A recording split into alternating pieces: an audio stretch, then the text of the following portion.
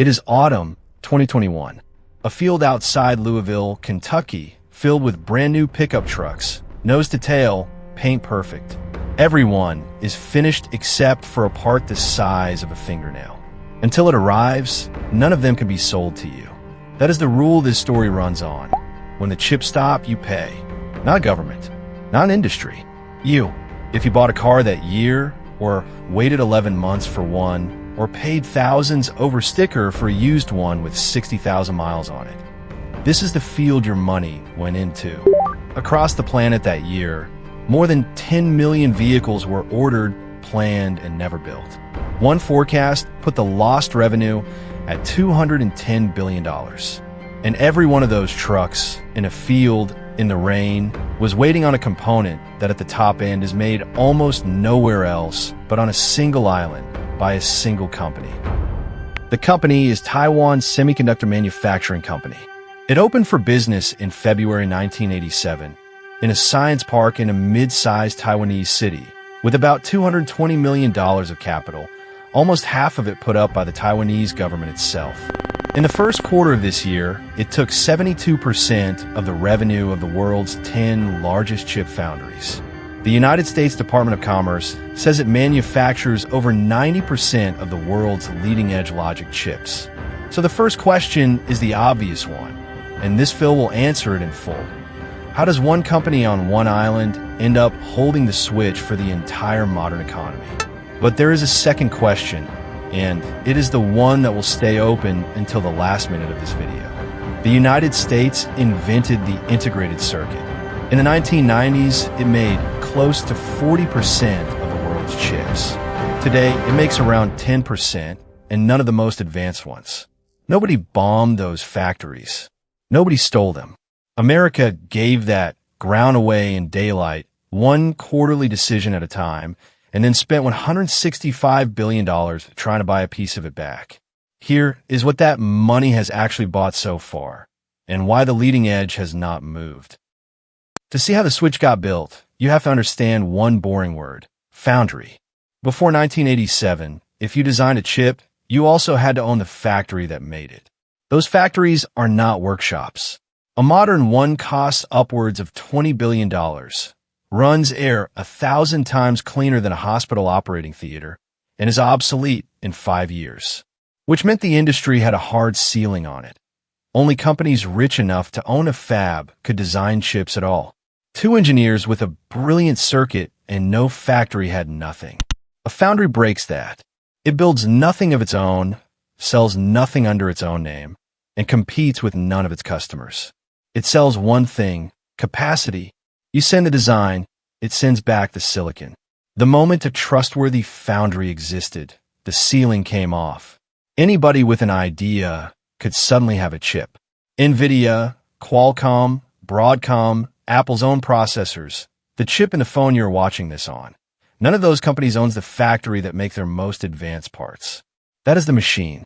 And built into it is one detail that nobody in 1987 was worried about, because at the time it looked like an advantage. If everybody rents from the same landlord, then everybody's building has the same front door. And every year, for physics reasons we will get to, that door got narrower. The man who built it was 55 years old and had just been told, in the way American corporations tell you these things, that he was finished. Morris Chang was born in 1931, moved through wartime China, took degrees at MIT and Stanford, and spent 25 years at Texas Instruments, rising to group vice president, running the semiconductor business. He was, by every measure, one of the most capable chip executives alive. He did not get the top job. In 1983, he left. 2 years later, at an age when American executives start collecting board seats, he took a phone call from Taiwan. The government wanted him to run its Industrial Technology Research Institute and, in plain terms, to build an industry the island did not have. Taiwan in 1985 had cheap labor, a strong work ethic, and no chip business worth the name. Its gross domestic product per person was under $4,000 a year. Chang's own account of the reasoning is almost insultingly simple. Taiwan had no chip designers to speak of, so competing on design was hopeless. Taiwan had no consumer brands, so competing on products was hopeless. What Taiwan had was manufacturing discipline. So, sell the manufacturing. Sell it to everybody. Never compete with the people who buy it. It is the kind of idea that sounds obvious once somebody has done it and insane before. Nothing about the next 20 years was smooth. Rung won money. Nobody wanted to fund a factory that would build other people's products at thin margins on an island most investors could not place on a map. The Taiwanese government's development fund put up 48.3% of the capital itself. That is not a subsidy. That is the state becoming the largest shareholder because no one else would. Rung 2. Technology. Taiwan did not have the process knowledge. Chong went looking for a partner with it and found Philips, the Dutch electronics giant, which took about 27.5% and licensed its technology across. The first production ran out of a 6-inch fab leased from a government research institute. Rung 3. Customers. This is the part that nearly killed it. A foundry with no orders is a $20 billion paperweight, and the established American chip companies had their own fabs and no reason to trust a startup in Hsinchu. Chong went to Intel. Intel said no. Rung 4. And this is the one that mattered. Trust became the product. A foundry that also sells its own chips is a foundry that can look at your design, learn from it, and beat you to market with it. TSMC made a religion out of not doing that because it was the only thing it had to sell that the Americans could not copy. Over time, that promise pulled in a generation of companies that could not have existed otherwise. Rung 5. Physics and cost. Every generation of chip made the transistors smaller. Every generation of smaller transistors made the machines that print them more expensive and more exotic. And here the latter turns into a funnel, because at the leading edge, printing a chip requires a machine that uses extreme ultraviolet light, produced by hitting droplets of molten tin with a laser 50,000 times a second. There's exactly one company on Earth that makes those machines. It is called ASML. It is Dutch, and each machine costs between 160 and 180 million euros. The newest generation runs to around $350 million. In 2024, ASML sold 44 of them, in total, to the entire world. So count the doors. One kind of machine, one company that makes it, a handful of buyers who can afford enough of them to matter. And one of those buyers, on one island, taking 72% of the foundry market. Nobody planned this. Everybody made a reasonable decision, and the reasonable decisions stacked into a single point of failure. Now, put yourself inside it, because this is where the abstraction stops. Imagine you run a vehicle assembly plant in 2021, not a factory that makes chips, a factory that makes trucks in a state where 9,000 households eat because of your payroll. Your seats are here. Your engines are here. Your steel is here. Your paint booth is running. What you are missing is a module that costs the company about $40, containing a chip you have never negotiated for, made on a node you cannot name, by a supplier you do not have a contract with, because your part supplier buys it. You call. You are told there is a queue. You ask how long the queue is. The person on the phone genuinely does not know, because their allocation is decided somewhere else by someone weighing your $40 module against a $2,000 order from a phone company. You're not being punished. You are being outbid quietly by an industry that pays more per wafer than yours ever will. So you build the trucks anyway, all of them, right up to the last step, and you drive them out to a field. That is not a hypothetical. That is what those fields were. Every one of those vehicles was a bet that the part would show up before the customer walked away.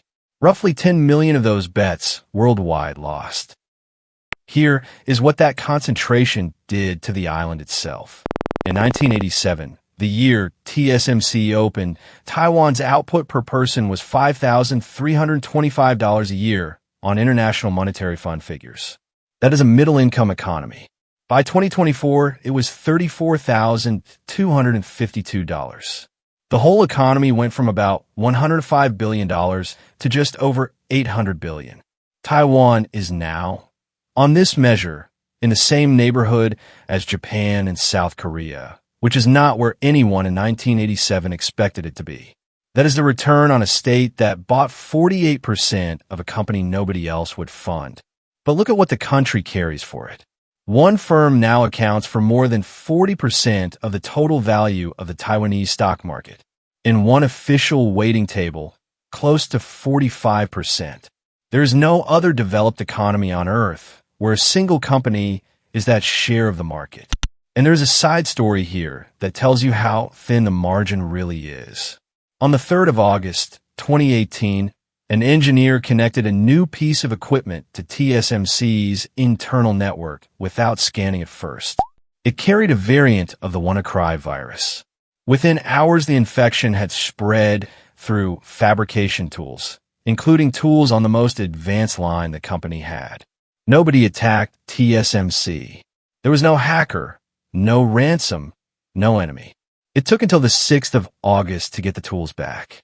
The company put the damage at about 3% of a quarter's revenue and later booked the loss at 2.6 billion Taiwan dollars, around 84 million US dollars.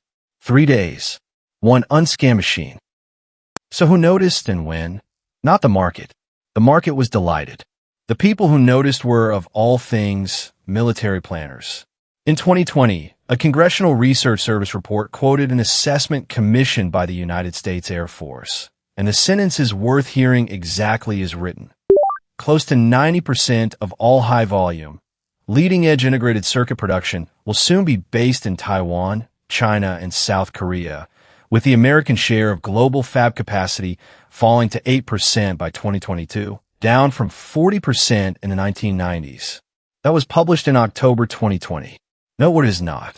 It is not a forecast of a crisis. It is a description of one that had already happened, written in the flat voice of a briefing paper, 2 months before the shortage that would put trucks in fields. And there is a second side story in here, because the same concentration has a human version. In 2009, in the middle of the financial crisis, TSMC cut around 1,000 jobs under a performance review program. Laid-off workers protested publicly, in a country where that is not a common thing to do. The company reinstated them. And in June of that year, Morris Chang, then 78 years old, took the chief executive title back himself to steer the company through the downturn. The founder came out of the chairman's office because there was no one else the board trusted with the machine. That is a governance risk and a strategic risk wearing the same suit, and it is the same shape as the geographic one. Everything routed through a single point. Now, the uncomfortable part. The mistake in this story does not belong to Morris Chang. He did exactly what he said he would do for 40 years, and he did it well. The mistake belongs to everyone on the other side of the ocean who read the same numbers and concluded that manufacturing was the low-value part. For 30 years, the smart move in American semiconductors was to shed the factory. Fabs are capital-eating, cyclical, and unglamorous. Design is high-margin, asset-light, and rewarded by the stock market every quarter. Company after company took the rational option, and every rational option moved a little more of the physical world to somewhere else. Nobody signed a document handing over the leading edge. It left in fragments, in board meetings, in the specific American conviction that the valuable thing is always the idea and never the machine. And then in 2021, the bill arrived in a form the market could not ignore because it was sitting in fields. Look at what happened to American vehicle assembly. 2019, 10.9 million vehicles a year. 2020, the pandemic year, plants shut, 8.9. And then 2021, the year demand roared back. The year dealers had nothing on the lot and customers were paying over sticker, 9.2. Lower than before the pandemic, in the middle of a buying frenzy, because the constraint was no longer demand or labor or steel. It was a fingernail-sized part from the other side of the world. To understand why this cannot be fixed with a check, go and stand in front of the machine. It is made in the Netherlands by ASML, and it is the only tool on Earth that can print the smallest features on a modern chip. Inside it, Droplets of molten tin are fired into a chamber and hit with a laser roughly 50,000 times a second, so that the tin explodes into a plasma that gives off extreme ultraviolet light.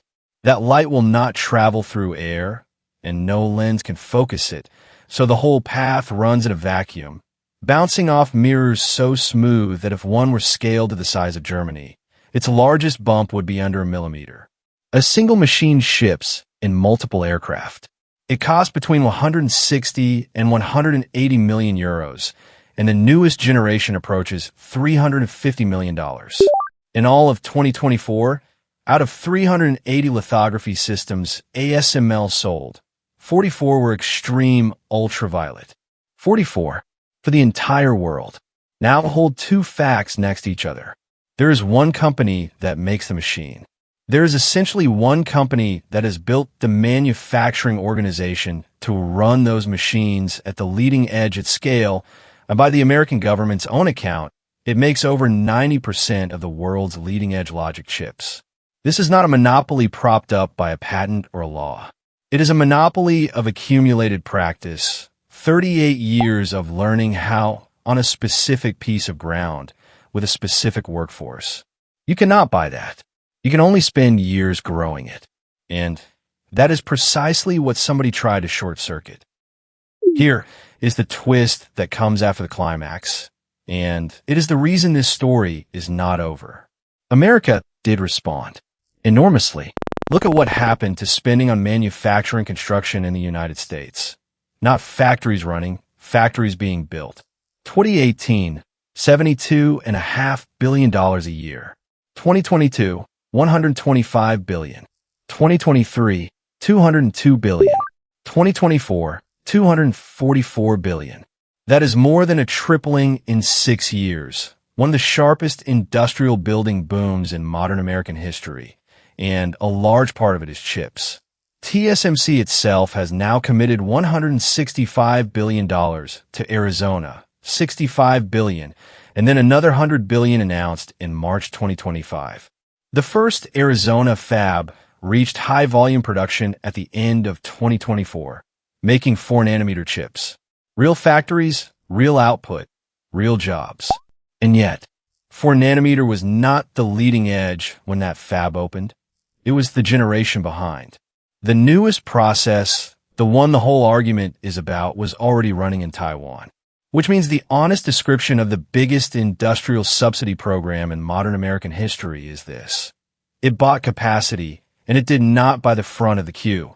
The front of the queue is not a building. It is the thing built inside the building over decades, and the company that owns it has every commercial and every national reason to keep the newest version of it exactly where it is. A country can fund a fab in 3 years. It cannot fund 38. So the two questions: how did one company on one island end up holding the switch? By selling the one thing nobody else was willing to sell, capacity with no agenda, and then compounding it for 38 years while the physics of the industry narrowed the door behind it. Government money to start, Dutch technology to build, Intel's refusal to sharpen it, and a promise never to compete with a customer kept long enough to become infrastructure. And the second question, the one left open at the beginning: why did the United States let it happen, and why has $165 billion not bought it back? Because nobody let it happen. That implies a decision, and there wasn't one. There were thousands of individually correct decisions to sell the factory and keep the patent, taken by people who were rewarded for exactly that. And the sum of thousands of correct decisions was a country that invented the integrated circuit and now makes none of the most advanced ones. That is the part worth sitting with. The failure did not require anybody to be stupid or corrupt. It only required everybody to optimize. Today, the tally: over 90% of leading-edge logic from one company, 44 extreme ultraviolet machines built in a year for the entire planet, more than 40% of an entire national stock market in one firm, and $165 billion buying the generation behind. None of it is hidden. All of it is in filings and government reports that anybody can read, which is the most unsettling detail in this whole story. The risk was never secret. It was just never anybody's job.